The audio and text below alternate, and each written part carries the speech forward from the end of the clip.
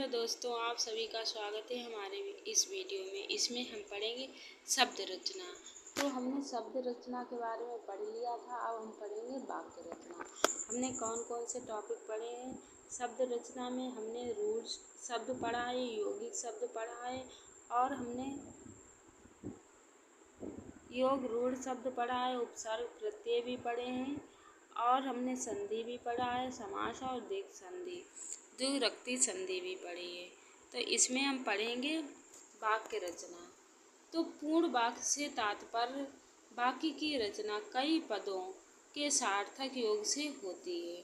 दूसरे शब्दों में हम कह सकते हैं कि वाक्य पदों का वह व्यवस्थित समूह है जिसमें पूर्ण अर्थ देने की शक्ति हो।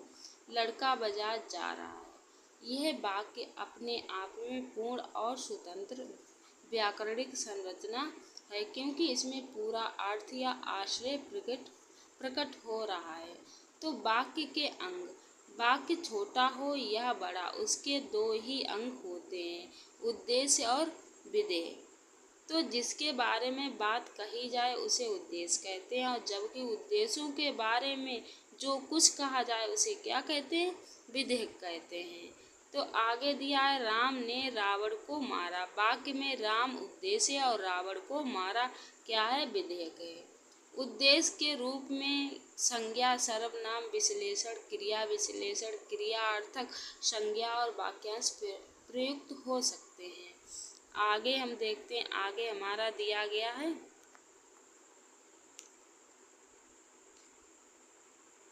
संज्ञा।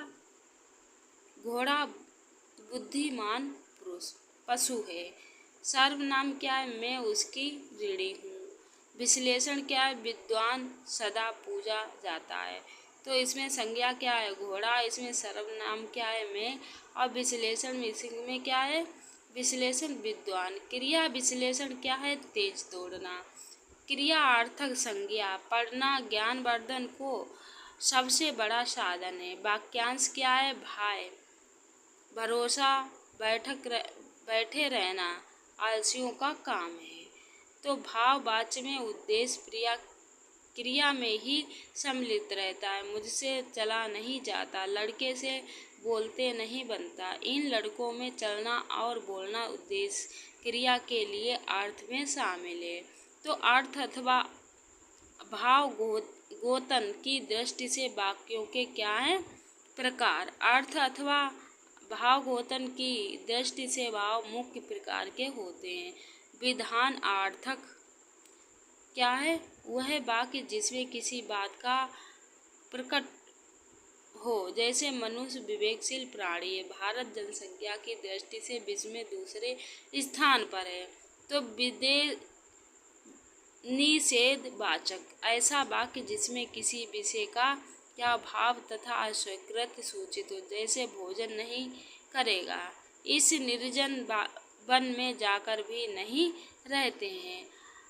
आज्ञार्थक ऐसा वाक्य जिसमें आज्ञा प्रार्थना उद्देश्य का अर्थ सुसज्जित हो, जैसे सदा सत्य बोलो, आज तुम खेलने मत जाना।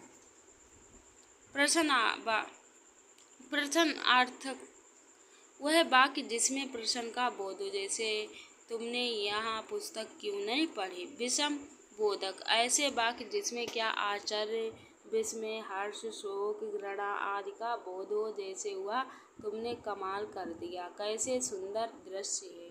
संदेश सूचक जिस वाक्य में संदेश या संभावना प्रकट हो, जैसे शायद आज पानी बरसे, शायद क्या है? आज संदेश हो रहा है। शर्त बोधक वह वाक्य जो किसी संकेत अथवा शर्त का बोध कराए, जैसे आपकी आज्ञा हो तो मैं वहाँ जाऊँगा। वाक्य में पदक्रम वाक्य के पदों के उचित स्थान पर विचार पदक्रम कहलाता है। वाक्य रचना करते समय ये विचार करना पड़ता है कि पद अर्थात कर्ता का विस्तार, कर्म का विस्तार, पूरक यदि वाक्य है तो पूरक का विस्तार, क्रिया का विस्तार आदि किस प्रकार में रखें। हिंदी वाक्य में पद क्रम के नियम निश्चित से हैं। पद का क्रम स्थान बदलने से वाक्य और अशुद्ध हो जाता है और अर्थ ही स्पष्ट नहीं होता है। हिंदी वाक्यों में पद क्रम के प्रमुख नियम इस प्रकार हैं। वाक्य में पहले कर्ता किस कर्म या पूरक और अंत में क्रिया कर, जैसे बालक कर्ता, पुस्तक कर्म, पढ़ता क्रिया, राम कर्ता, विद्यार्थी पूरक है। तो आगे देखते हैं आगे हमारा क्या दिया गया।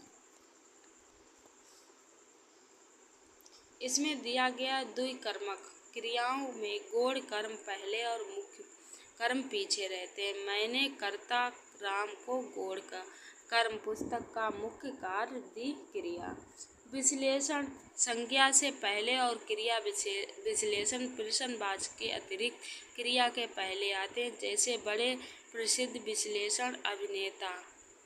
संज्ञा कर्ता आज यहाँ क्रिया विश्लेषण आए हुए हैं। क्रिया निषेधवाचक अवयव ना, नहीं, मत, प्रिया किसी के पूर्व आते हैं, जैसे मैं नहीं पढ़ूंगा, तुम मत आना, जब तक मैं ना आऊं तुम तब तक नहीं वहीं रहना। शर्त बोधक समुच्चय बोधक यदि, तो, यद्यपि, तथापि, प्रिया जोड़ने वाले वाक्यों के प्रारंभ में आते हैं, जैसे यदि वह आएगा तो मैं क्या जाऊंगा। यद्यपि उसने बहुत परिश्रम किया तथापि वह सफल नहीं हो सका। विषम बोधक और संबोधन क्रिया वाक्य के प्रारंभ में आते हैं, जैसे अरे यह क्या हुआ मित्र, तुम अब तक कहाँ थे। बालक के लिए हिंदी वाक्य में पद क्रम बदल ही जाता है, जैसे लड़के को मैंने नहीं देखा। कर्म का स्थानांतरण मैंने बुलाया राम को और आए तुम, दिशा का स्थानांतरण हुआ। इसमें क्या हुआ, दिशा का स्थानांतरण हुआ। आगे हम क्या है इसमें दिया है आवंती के बारे में हम क्या करेंगे नेक्स्ट वीडियो में पढ़ेंगे। यहाँ पे हम इतना रखते हैं और मिलते हैं नेक्स्ट वीडियो इसके आगे टॉपिक के साथ में।